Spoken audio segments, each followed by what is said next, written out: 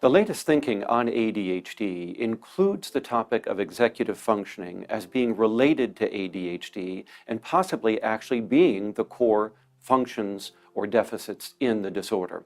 Now, we can think of the executive functions simply as those capacities for self-control that allow us to sustain action and problem solving toward a goal. So it's goal-directed problem solving and goal-directed persistence. Now, there are at least 5 of these executive functions that appear to be involved in self-regulation, and research suggests that most of them, and probably all of them, are implicated in the disorder.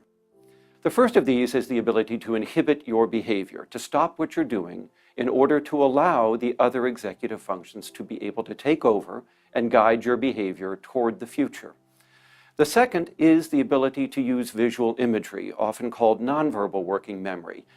Humans have the ability to hold images in mind about what they are proposing to do, and they use those images as mental maps to guide their behavior toward the intended target, and also to remember the sequence of steps that's necessary to accomplish that goal or that task.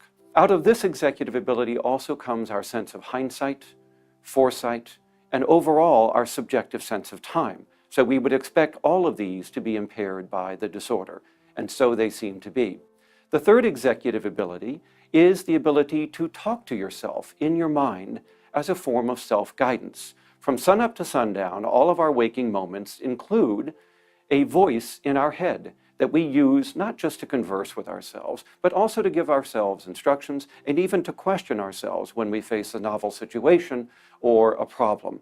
This mind's voice is often called verbal working memory, and it's another form of self-control that humans use to guide behavior over time to accomplish goals.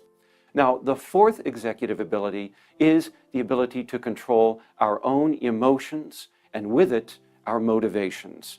It is out of here that we get emotional self-control, the ability to inhibit strong emotion that's being elicited by things around us and to moderate those emotions so that they're more in keeping with our long-term welfare and our long-term goals. And then finally, there is the ability to plan and problem solve.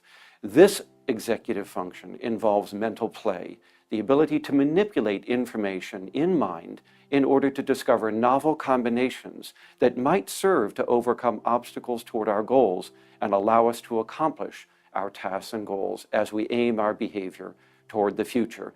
These 5 executive functions by adulthood serve as a set of mind tools, a veritable Swiss Army knife of mental faculties that allow people to regulate their own behavior over time for their own long-term welfare.